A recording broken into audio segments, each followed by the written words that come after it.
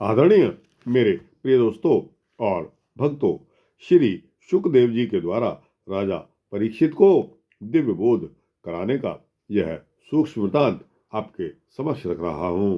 दोस्तों, यह वृतांत गोरखपुर गीता प्रेस द्वारा प्रेषित कल्याण पुस्तिका से लिया गया है। उम्मीद करता हूं कि यह वृतांत आपको पसंद आएगा और आप इसको इजीली दूसरों को इसको शेयर करेंगे। दोस्तों, बिना समय गवाए आइए इस वृतांत को शुरू करते हैं। दोस्तों और भक्तों, भगवान श्री कृष्ण का अवतार द्वापर के अंत में हुआ था और उसी समय कौरव तथा पांडवों में महाभारत का भीषण युद्ध भी हुआ। इस महायुद्ध में पांडवों की विजय हुई। क्यों हुई? क्योंकि भगवान श्री कृष्ण उनके साथ थे।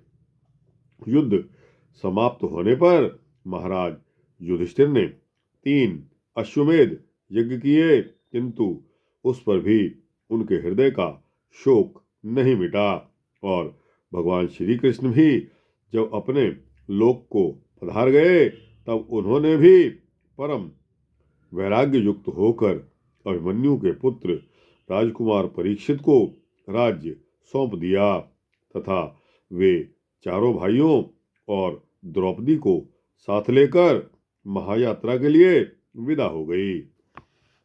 एक बार की बात है कि राजा परीक्षित शिकार खेलने के लिए जंगल में अकेले गए।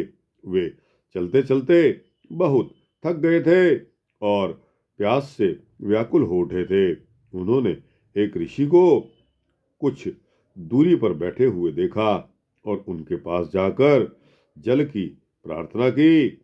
मुनि अपने ध्यान में मग्न थे, अतः उन्होंने कुछ भी नहीं सुना। राजा परीक्षित यह देखकर क्रोध में आ गए।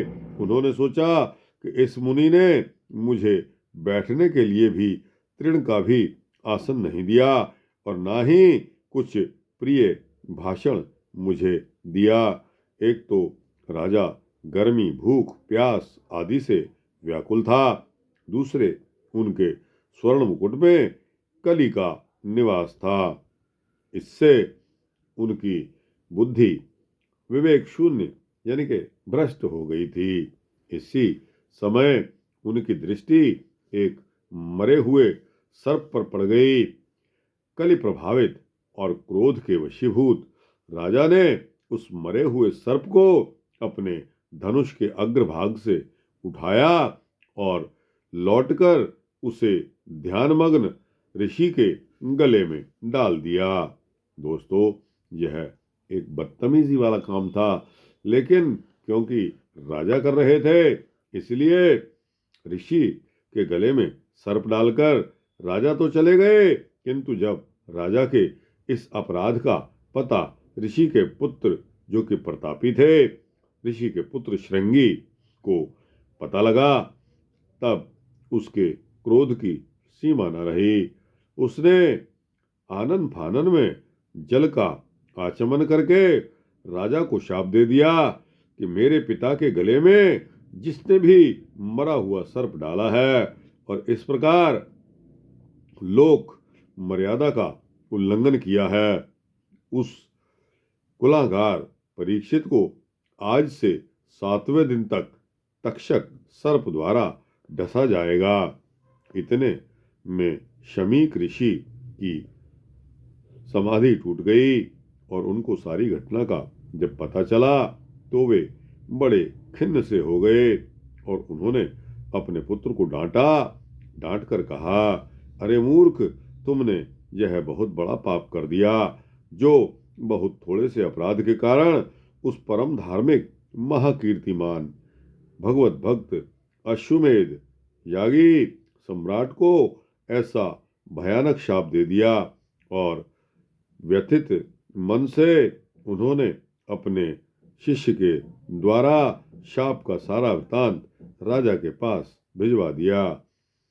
शाप का पता लगने पर अपने कुकृत्य पर अत्यंत पश्चाताप करने के लिए शोक मनाने लगे और उसका मन संसार से विरक्त हो गया।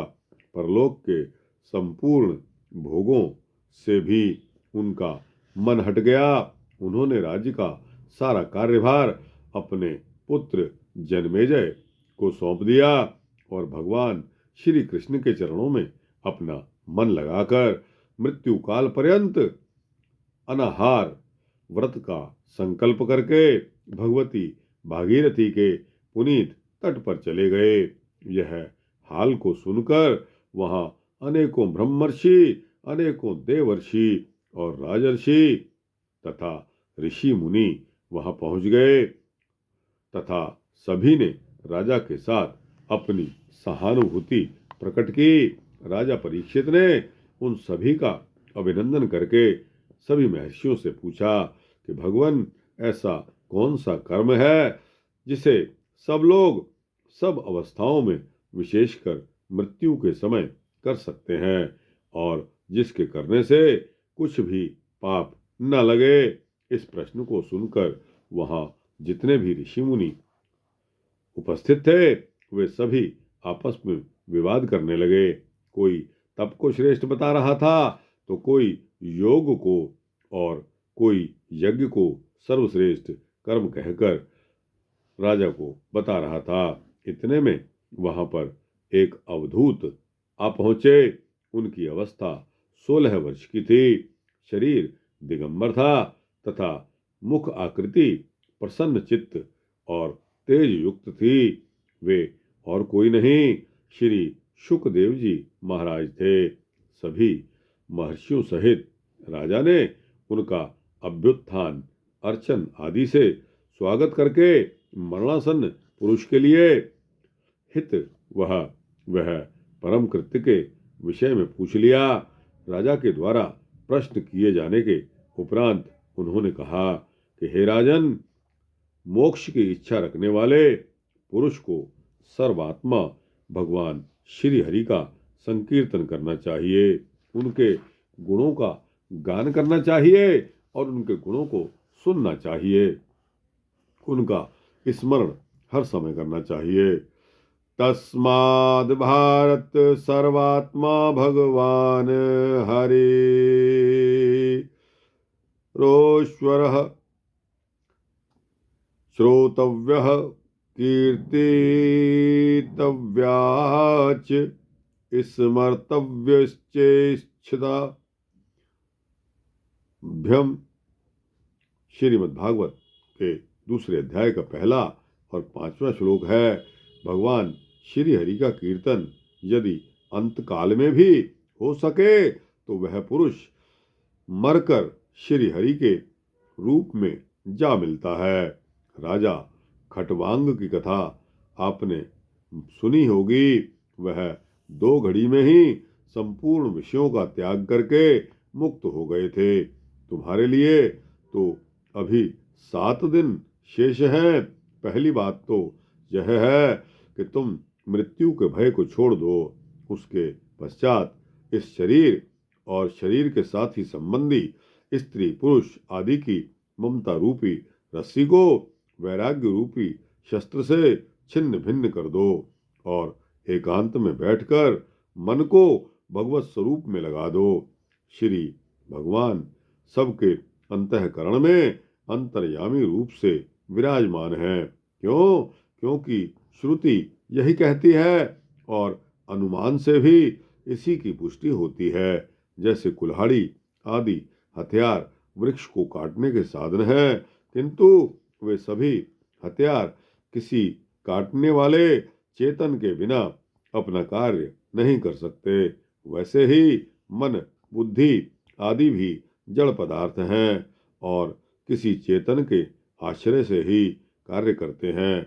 वह चेतन ज्ञान स्वरूप ईश्वर ही है जो प्रत्येक शरीर में निवास करते हैं। इस प्रकार के अनुमान से जब पुरुष को ईश्वर के अस्तित्व में विश्वास हो जाता है तब उसके हृदय में भगवत प्रेम पैदा हो जाता है और भगवत प्रेम होना भी अशक्य नहीं होता। किंतु भगवान में प्रीति प्राप्त करने के साधनों में श्री हरि कथा के श्रवण से बढ़कर और कोई साधन नहीं है। श्री हरि कथा के श्रवण से ज्ञान की उत्पत्ति होती है और ज्ञानाग्नि से काम क्रोध आदि दुर्बुद्धियों का नाश होता है। तदनंतर विषयों से वैराग्य होकर चित्त प्रसन्न हो जाता है तथा मोक्ष की प्राप्ति कराने वाला भक्ति योग प्राप्त हो जाता है। इस सुमधुर संभाषण को सुनकर राजा परीक्षित ने श्री शुकदेव जी से श्री हरि कथा अमृत सुनकर श्री हरि कथा अमृत का पान कराने के लिए प्रार्थना की। श्री शुकदेव जी ने 1 सप्ताह में उनको श्रीमद् भागवत कथा सुना दी और उससे राजा को बहुत सांत्वना मिली। परमहंस संहिता श्रीमद् भागवत में ज्ञान वैराग्य और भक्ति की जो त्रिभुवन पावनी त्रिवेणी का स्रोत बहा है वह सर्वदा अनिर्वचनीय है। इस कथा से हमें यह बोध प्राप्त होता है कि जीवन में हरि कथा सर्वोपरि है। अतः जीवन निर्वाह के लिए कर्तव्यों का पालन करते हुए भी भगवान की कथा का श्रवण अवश्य करना चाहिए, जिससे कि आपके मन में शांति पैदा हो। तो दोस्तों, यह सूक्ष्म वृत्तांत यहाँ समाप्त होता है। श्री शुकदेव जी द्वारा राजा परीक्षित को दिया हुआ यह दिव्य ज्ञान है। आपको कैसा लगा? अच्छा लगा हो तो इसको लाइक और शेयर करते हुए अपने दोस्तों, भक्तों, मित्रों, जिज्ञासुओं तक पहुंचा देना। कमेंट सेक्शन में अपनी राय भी अवश्य देना और इस चैनल को सब्सक्राइब कर देंगे तो आपको इसी तरह के सूक्ष्म भक्ति वृत्तांत मिलते रहेंगे। जय श्री कृष्णा, जय श्री राधे कृष्णा।